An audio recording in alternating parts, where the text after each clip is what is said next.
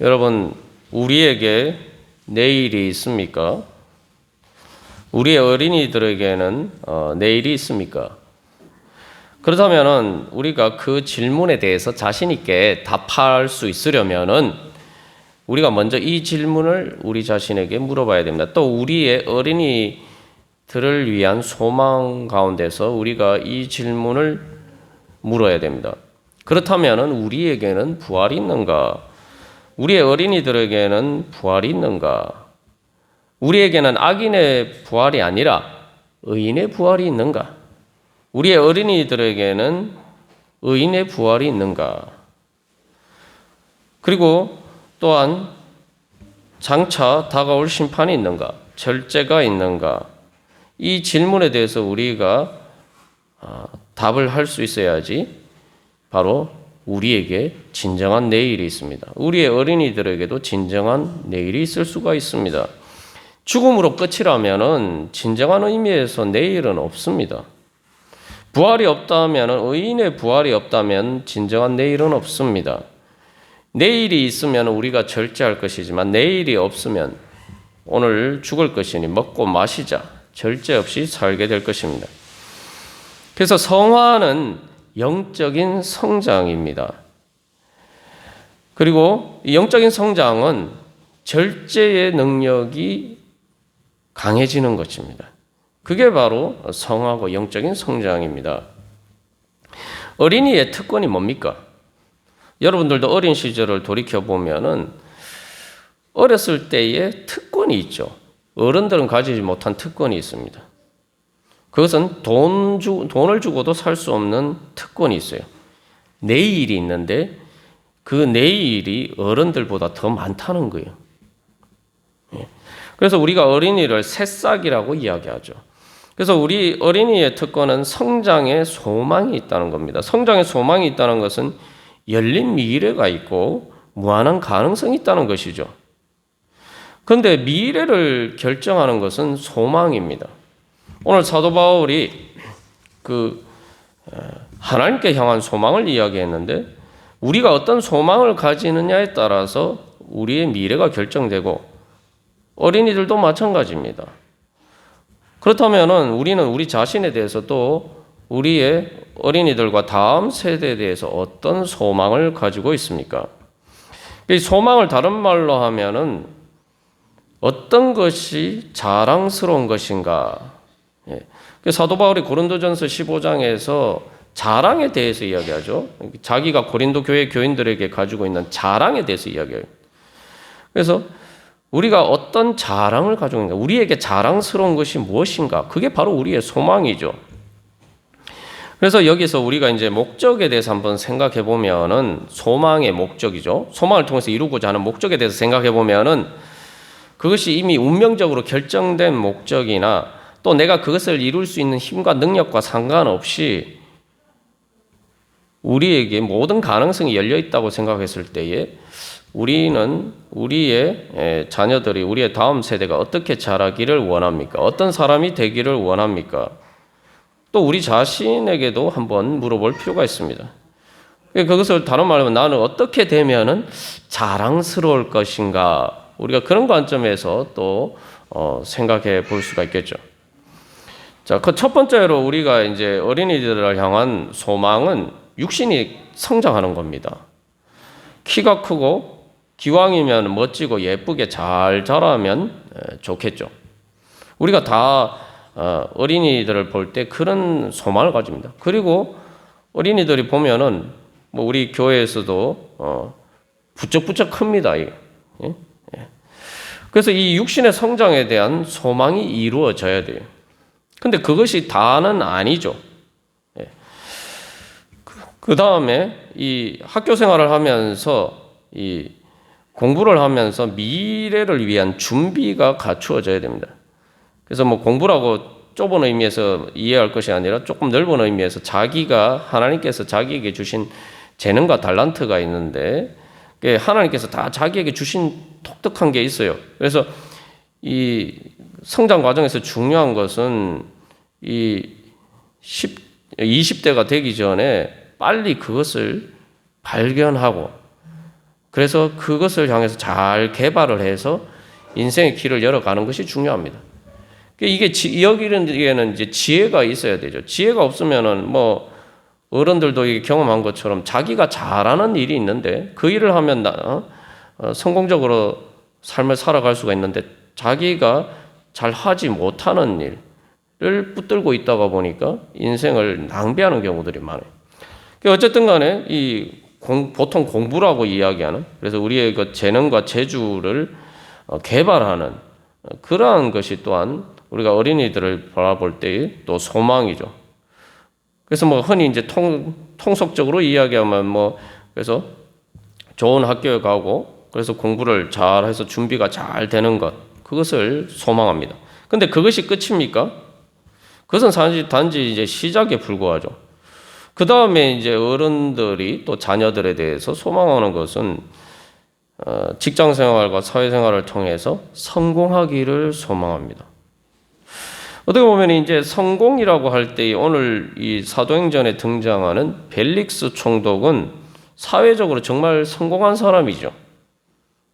로마 총독이라는 것이 황제 다음에 가는 그 지역에서 최고의 그런 권위를 가진 사람이에요. 근데 이 벨릭스 총독은 원래 귀족 출신도 아니었는데 형이 출세하는 바람에 이제 형의 그러한 여러 가지 후광으로 이 로마 총독이까지 출세를 하게 됩니다. 그래서 세상적으로 보면은 정말 이때 당시에 가장 성공한 사람이죠. 근데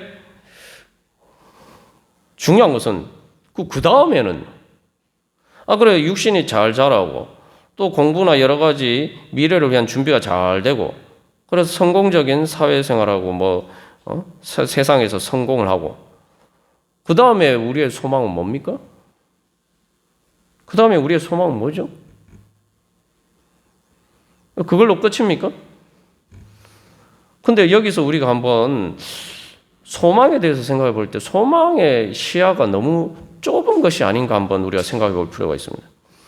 여러분 뭐 좋은 학교를 다니고 잘 준비가 돼서 직장 생활을 해도 뭐 요즘 뭐 대기업 같은 경우는 40대 중반 되면 다 나와야 돼요.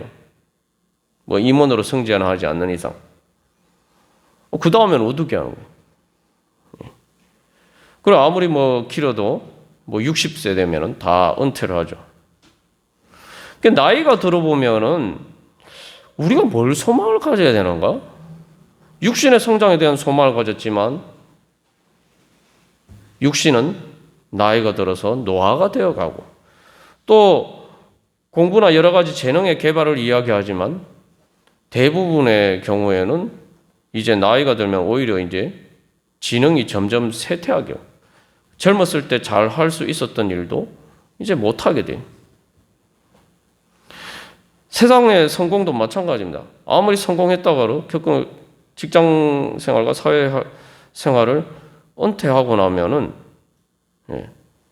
그 다음에는 뭘 소망해야 되는 거죠?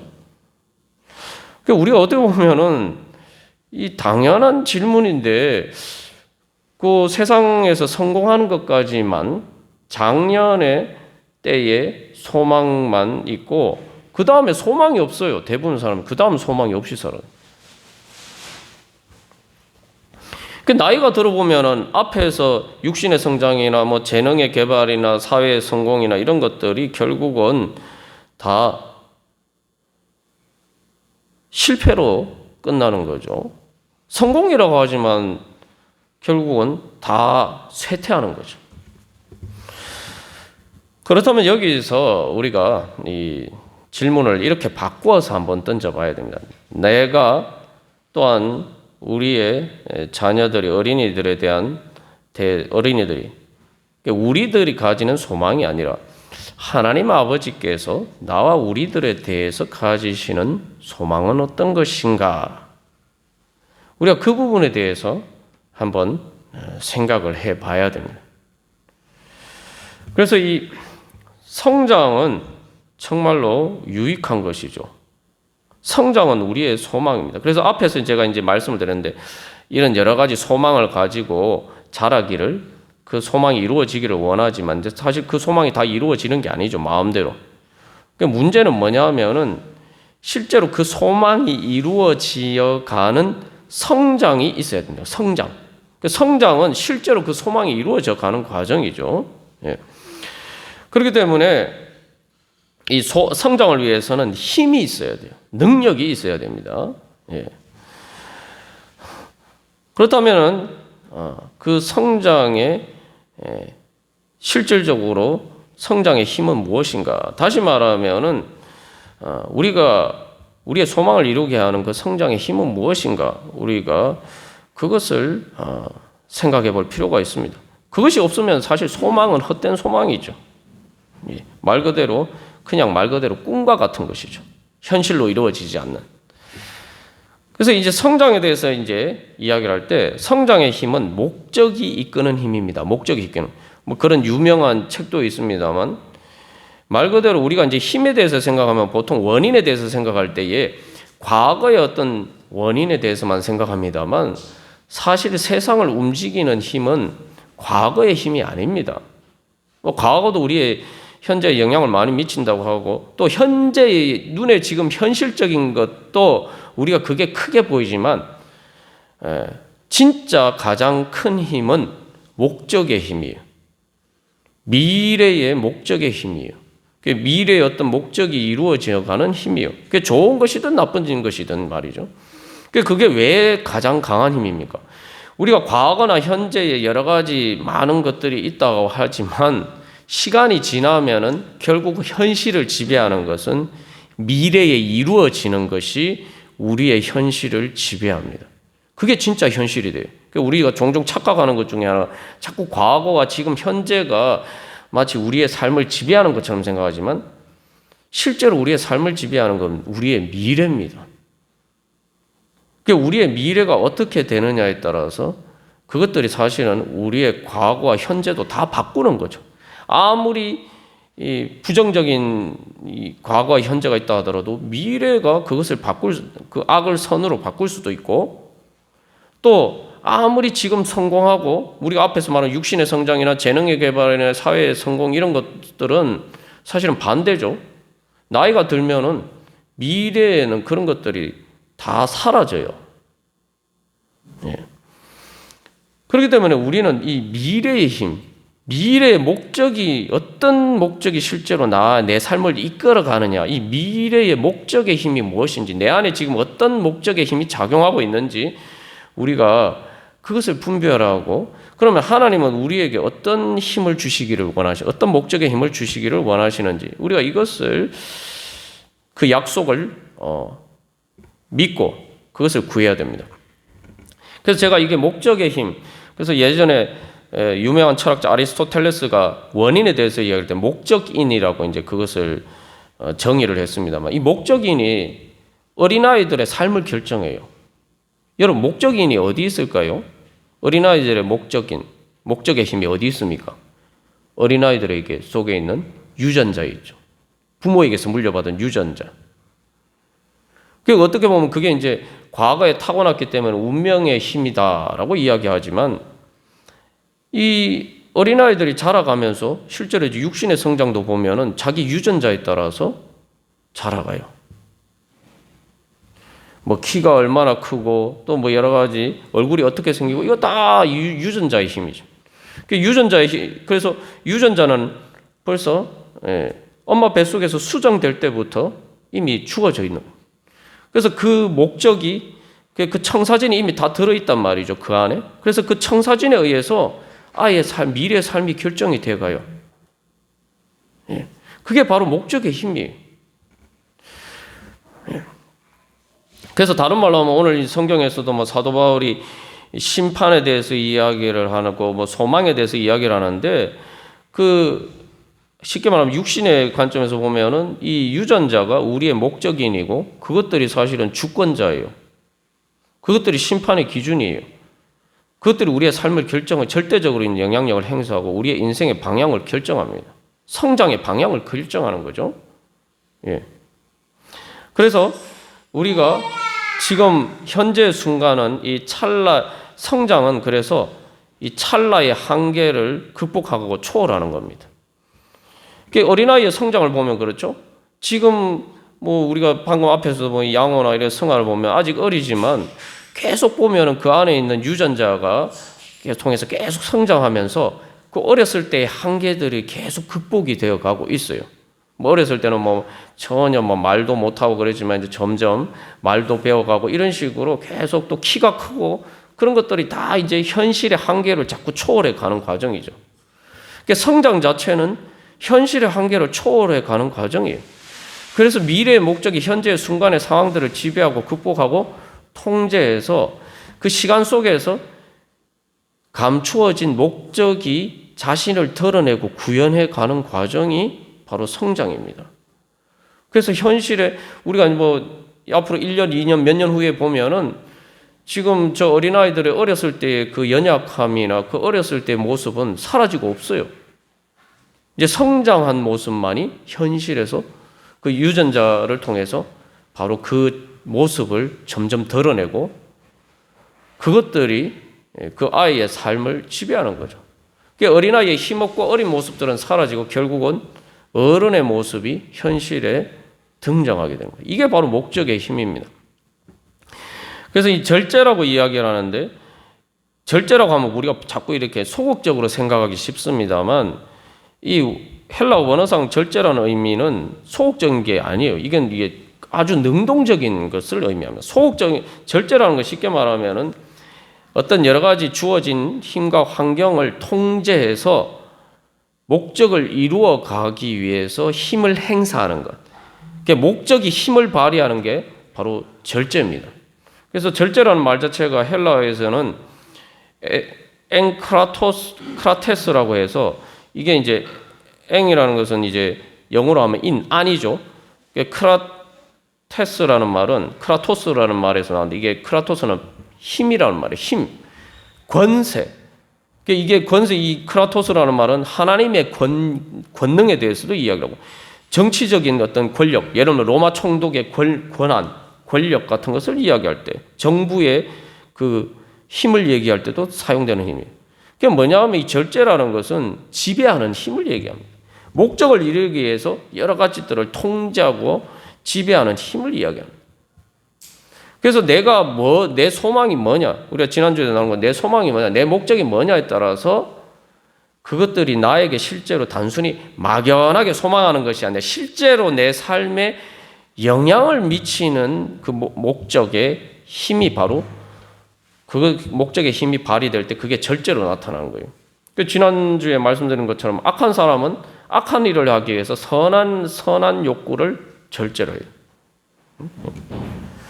그래서 요즘 이제 청문회 시즌이 다가왔습니다만 이 청문회 때만 보면은 다 이렇게 심판을 하잖아요. 이 사람이 그런 공직을 감당할 수 있을 정도로 자기 관리가 잘 돼 있는 사람인가?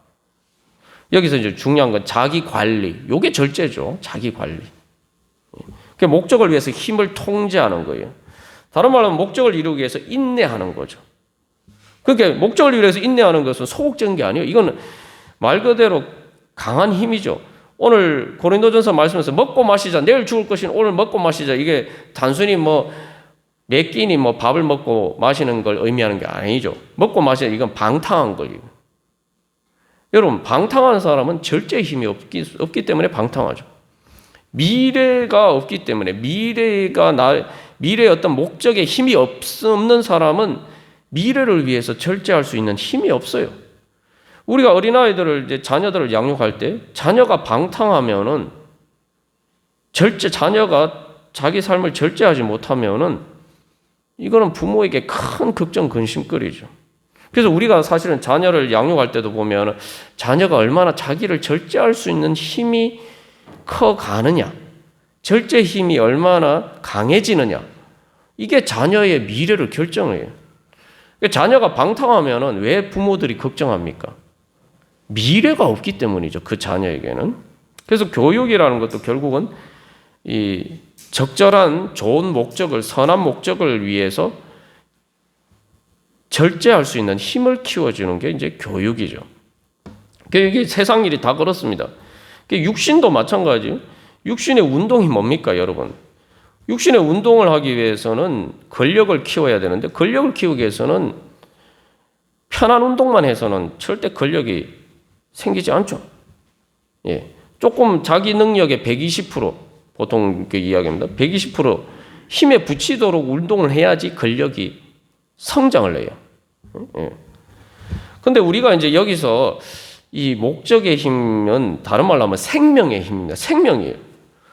왜냐하면 보십시오. 어린아이들은 잠시도 가만 못 있어요. 그래서 실제로 어린아이들하고 같이 놀아주려고 하면은 어른들은 힘듭니다. 여러분 다 경험 있으시겠지만 어린아이들하고 같이 이렇게 계속 보조를 맞춰서 하려고 하면은 힘들어서 못해요. 근데 우리가 가만 생각해 보면 그래서 어린아이들은 계속 쉬지 않고 계속 움직여요. 그 왜 그렇습니까? 어린아이는 계속 성장하기 때문에 세포 분열이 끊임없이 일어나고 있기 때문에 어른들과 달리 그렇기 때문에 이 세포 분열을 위해서는 계속 몸이 움직여줘야 되는 거예요. 쉽게 하면 계속 운동을 해야 하는 거예요. 여기서 우리가 우리의 육신을 통해서도 육신의 성장을 통해서 중요한 진리를 하나 깨달아 알아야 돼요. 어린아이는 오히려 얌전하게 가만히 있어 이게 더 힘들어요. 얌전하게 가만히 있는 게 더 힘들어요. 그죠? 그래서 어린아이는 계속 움직인단 말이죠. 그 왜 그렇습니까? 어린아이는 육신의 생명의 힘이 충만하기 때문에. 그렇기 때문에 계속 성장하기 위해서 계속 움직여요. 근데 이게 나이가 들면 어른이 되면 어떻습니까? 몸을 움직이는 게 힘들죠. 운동하려면 일부러 힘을 내야 돼요. 흔히 말하는 거죠. 게으르면은 운동하기 어렵죠. 어른이 되면은 운동하려면은 일부러 힘을 써야 돼요. 내가 의지적으로 내 자신을 절제를 해가지고 이제 노력을 해야 돼요. 말 그대로 하면 노력을 해야 돼요. 일부러 노력을 해야지 운동을 할 수가 있어요. 그런데 어린아이들은 일부러 노력하지 않아도 스스로 막 운동을 해요. 이 주체하지 못할 정도로 운동을 한단 말이죠. 왜냐하면 어린아이에게는 육신의 생명의 힘이 충만하기 때문에. 자발적으로 운동이 되는 거예요. 자기가 의식하지 않아도. 예.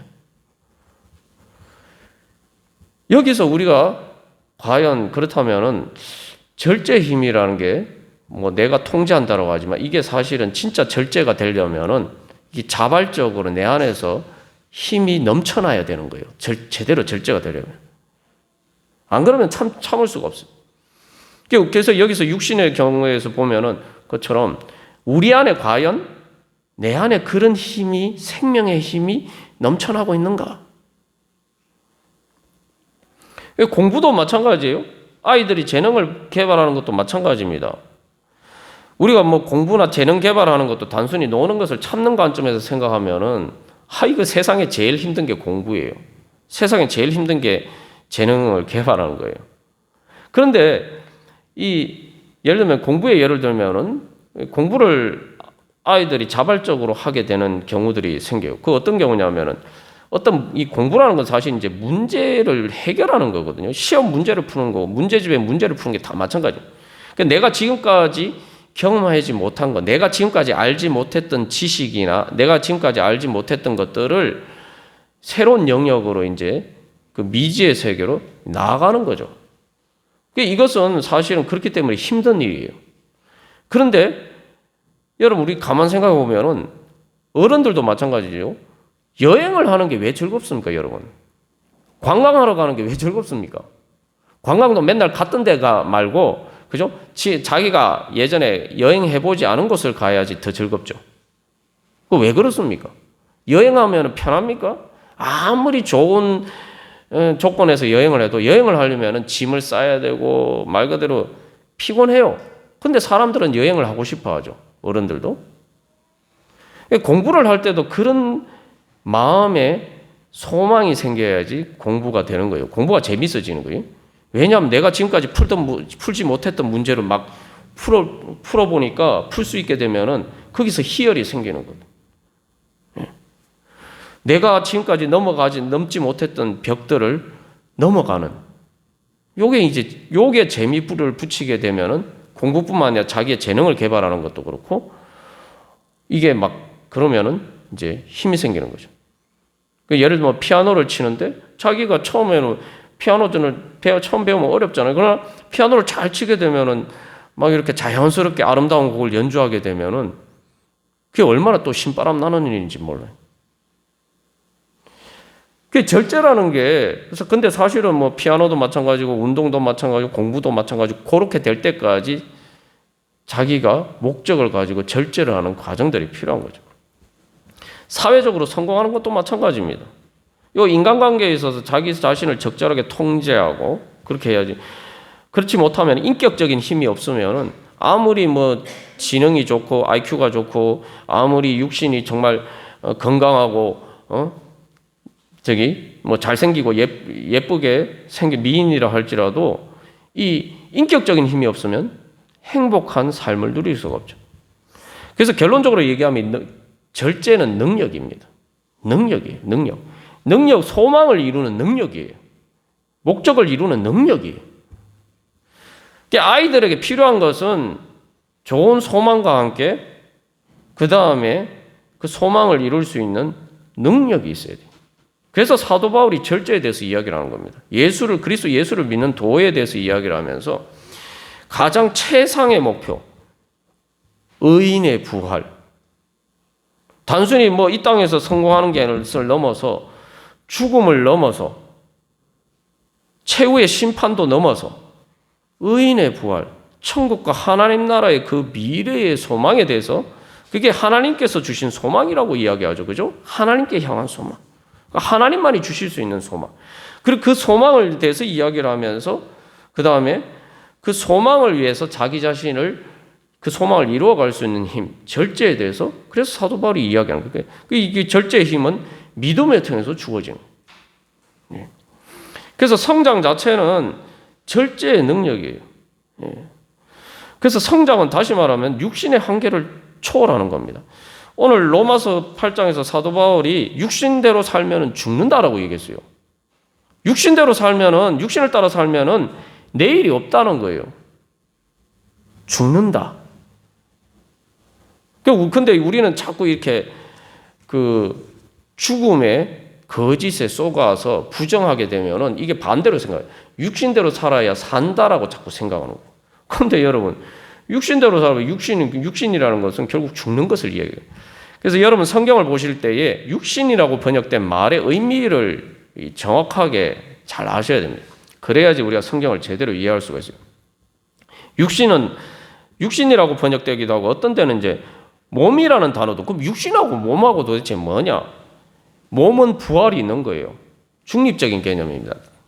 꼭 나쁘고 좋은 의미가 아니라 그래서 성경은 그 이제 헬라 단어 자체가 다른데 몸은 소마라고 얘기하는데 그 소마는 몸의 부활도 있어요. 부활도 있는 거예요. 근데 육신은 뭐냐면 사르스라는 말인데 이 말은 부정적인 의미로 주로 사용됩니다. 부정적인 의미로 사용돼 주로 이제 육신을 이야기하는 거예요. 우리의 몸의 부정적인 관점.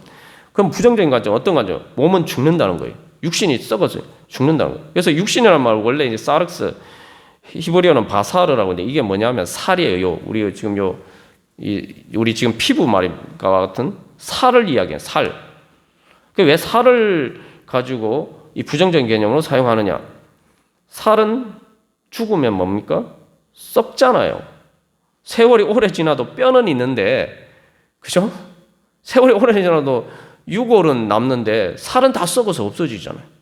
그러니까 이제 이 몸에 죽어서 썩어서 부패해서 사라지는 요 부정적인 관점을 이야기할 때 요 살을 의미하는 단어를 사용해서 그것을 이제 한글로는 이제 육신이라고 이제 번역을 했어요.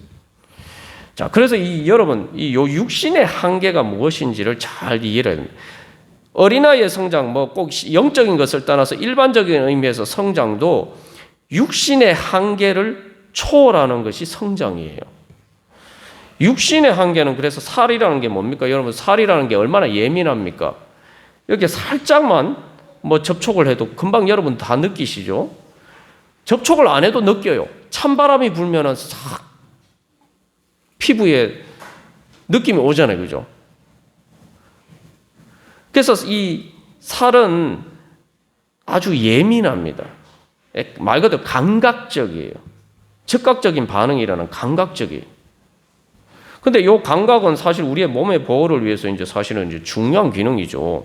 아니 뭐 춥거나 차가운 바람이 불거나 뜨거운 바람이 불거나 이걸 느끼지 못하면은 우리가 제대로 보호를 할 수가 없잖아요. 그래서 이게 몸의 보호를 위해서 이제 필요합니다만 중요한 것은 그 감각적인 반응에 대해서 우리가 어떻게 판단하고 반응해서 그 감각의 반응으로 온 문제를 어떻게 해결하느냐.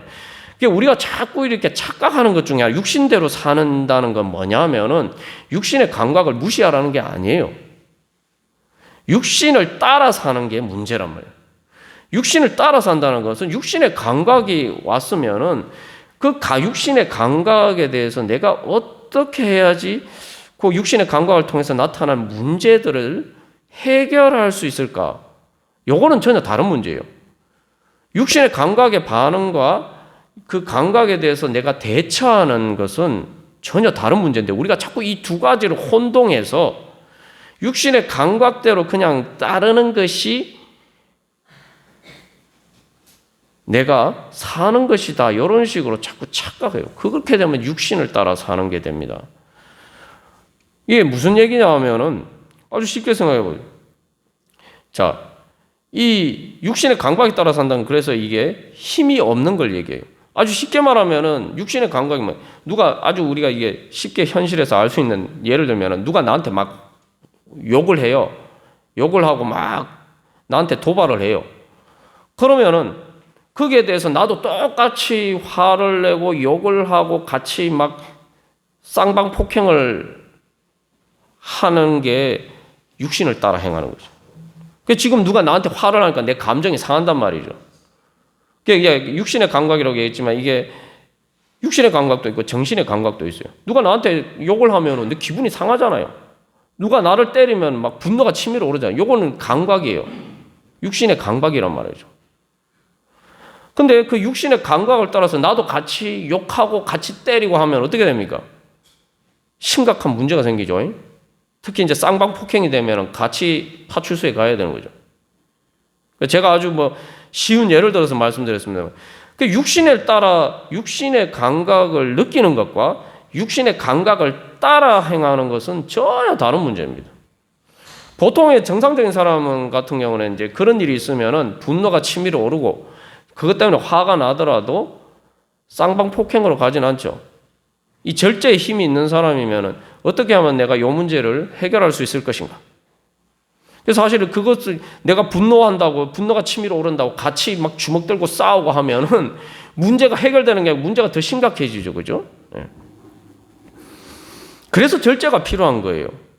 그러니까 이 육신의 감각에 따라서 내가 그것을 판단해가지고 이 문제를 어떻게 해결할 것인가? 이거는 전혀 다른 문제란 말이죠. 거기에는 이제 절제를 따라서 내가 행해야 되는 거죠. 그래서 육신의 감각에 따라서 그냥 행하는 것은 자유가 아닙니다. 그 힘이 없는 거예요. 절제에 힘이 없는 거예요. 우리가 보통 그런 사람들은 뭐라 개념이 없다고 얘기하잖아요. 예? 같이 막 치고받고 싸우면은 그 사람 그래서 막 같이 쌍방폭행하고 그래서 막 같이 뭐 그냥 그러면은 같이 이렇게 심각한 문제가 생겨요. 그게 바로 육신을 따라 행하는 거예요. 그것은 힘이 없는 거예요. 그런 사람은 절제의 힘이 없는 거예요. 다시 말하면 죽음의 힘에 지배를 당하는 거예요. 죽음의 힘이 뭐냐? 죽음의 힘은 혼돈과 무질서입니다. 그래서 우리로 하여금 중심이 없어서 자꾸 흩어지게 만들어. 여러분, 살이 왜 썩습니까? 죽으면 왜 살이 썩죠? 죽으면 생명의 중심이 없어지니까 평소에는 우리가 살아있을 때는 이 살들이 다 이렇게 몸의 중심으로 해서 다 이렇게 몸에 딱 붙어 있는데 죽는 순간 생명이 떠나는 순간 이 살들이 점점점 분해가 돼요. 다 흩어져요. 흩어져서 다 썩어서 없어져요.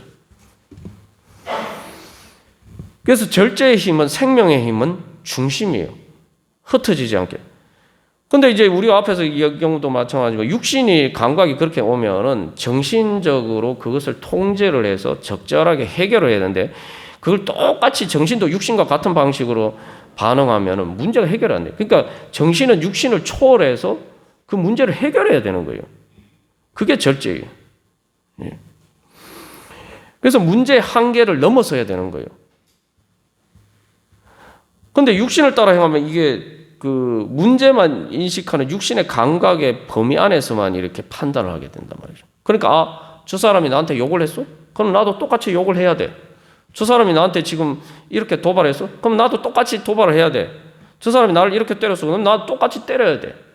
이런 식으로밖에 이제 판단이 안 돼요. 그러면은 정신이 있기는 하지만 정신이 육신의 한계를 초월하는 게 아니라, 원래 정신은, 하나님 우리에게 정신을 주신 것은 육신의 한계를 초월하라고. 그래서 육신에 그 일어나는 여러 가지 문제들을, 감각으로 오는 그 여러 가지 문제들을 인지하고 그것을 판단해서 그 문제들을 해결하라고 하나님 우리에게 정신을 주셨는데, 우리가 그런 식으로 하면 이 정신이 육신의 종이 되는 거예요. 그러니까 육신의 한계 안에 갇혀 있는 거예요.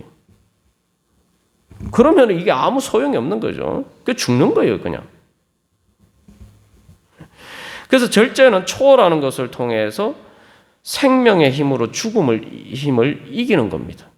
우리 안에 육신의 감각을 통해서 오는 여러 가지 위험한 사인들이 있죠. 그 감각적인 반응에 대해서 그것을 통제를 해서, 그것을 초월해서 내가 살 수 있도록 내 삶을 통제하는 힘이 바로 생명의 힘이에요.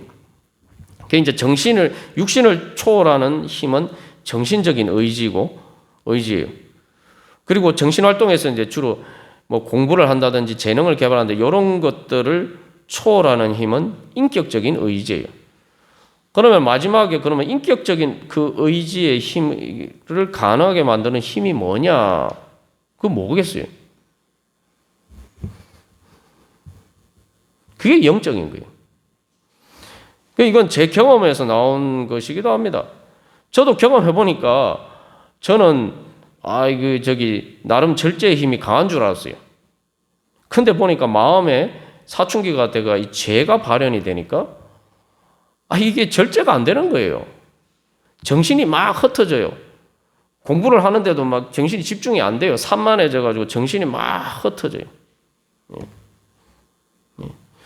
그리고 그 정신을 통제를 하려고 하는 인격적인 의지도 힘이 약해져서 이게 안 되는 거예요. 그러니까 제 미래를 보니까 미래의 결론이 뭐냐? 결국 그런 힘을 상실하게 되니까 제 미래를 보니까 미래가 빤한 거예요. 이거 내 미래는, 나는 망하는구나. 내 인생은 망했다. 말 그대로 나는 이제 끝장이다. 물론 육신이 성장해가지고 뭐 앞으로 살 수는 있겠지만 나는 절대 행복하게 살 수가 없겠구나. 내 인생은 끝났네. 이게 결론이더라고. 미래를 보니까 미래가 안 보여요. 내일이 안 보여요. 육신으로 사는 내일은 있을 줄 모르지만 정말 소망의 미래, 내일은 안 보이는 거예요. 내가 어떻게 해보려고 하지만 그 절제의 힘이, 생명의 힘이 내 안에 없는 거예요. 무력한 거예요. 그때서야 이제 깨닫게 된 게, 그래서 예수님이 나를 구원하셔야 되는구나. 그래서 구원이 필요하구나. 인간은 스스로를 구원할 수가 없구나. 아무리 인격적인 의지가 강하도, 저는 인격적인 의지 자체에 문제가 생겨서 뭐 공부하는 이 정신적인 통제력도 문제가 생기고 인격적인 의지도 문제가 생겼습니다만, 그 모든 것들이 가능해도 사실은 육신의 한계, 죽음의 한계를 초월할 수가 없잖아요.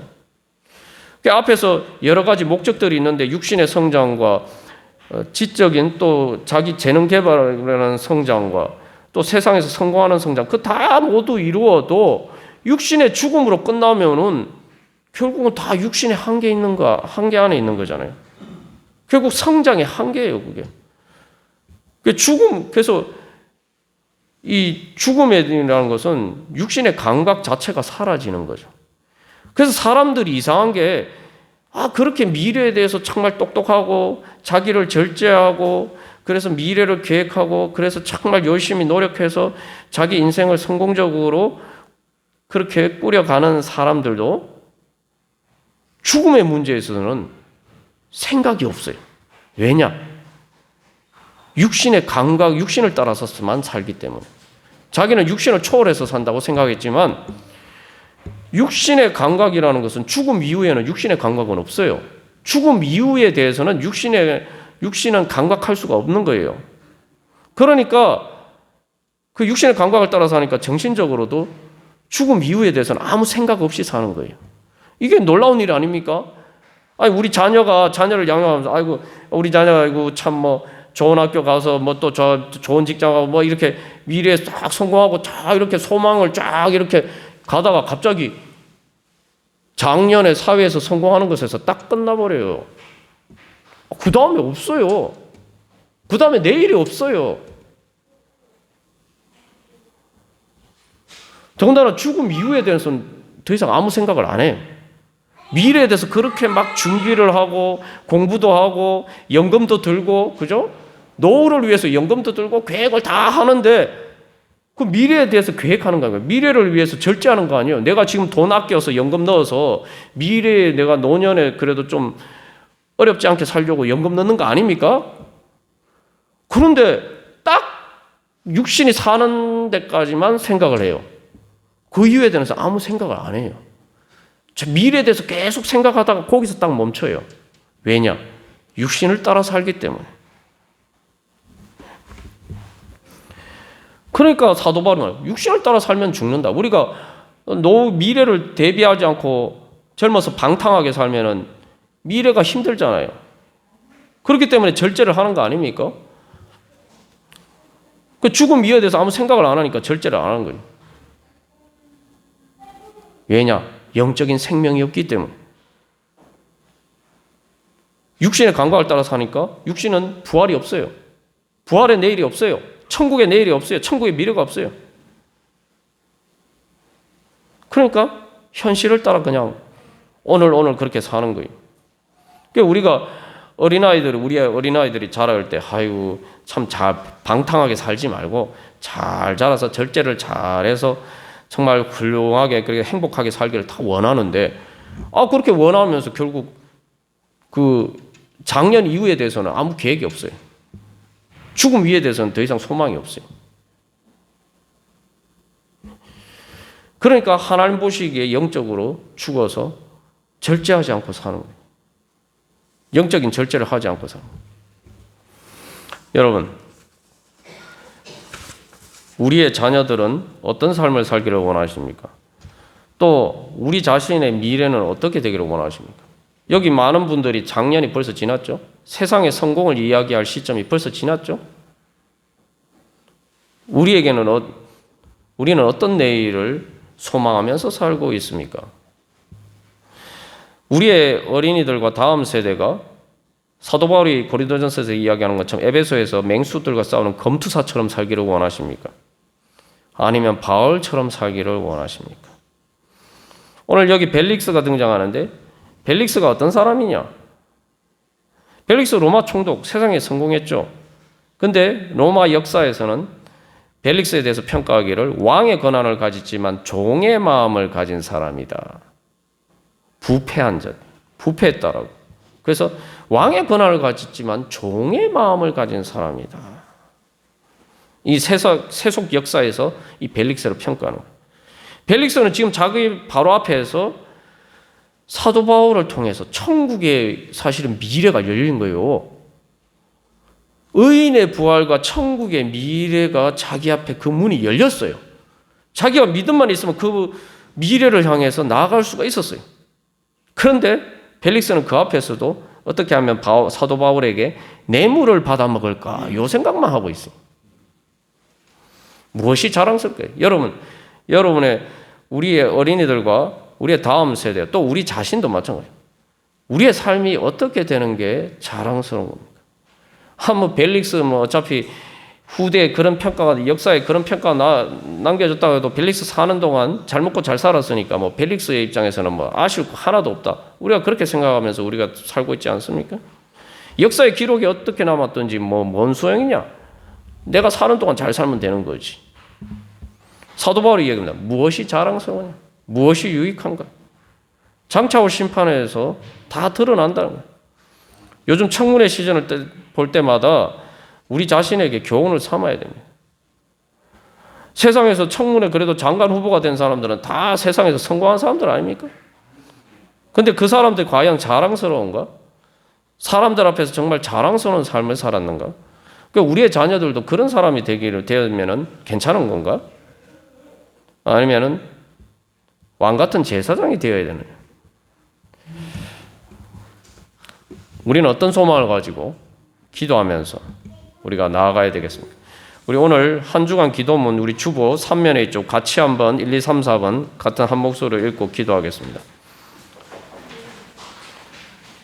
1번 부활의 내일을 같이 읽겠습니다. 1번 주보 3면 우측 상단에 있습니다. 1번 부활의 내일을 위해 죽을 육신을 따라 살지 않고 영을 따라 살게 하소서. 2번 의인의 부활을 위해 의롭게 살아가게 하소서. 3번 부활의 능력으로 영적으로 성장하게 하소서. 4번 육신의 한계를 초월해서 죄와 사망의 권세를 이기고 하나님 나라를 이루어가며 천국의 미래를 향해 자라게 가게 하소서. 우리 자신을 위해서, 우리 자녀들과 다음 세대를 위해서 우리 함께 기도하겠습니다.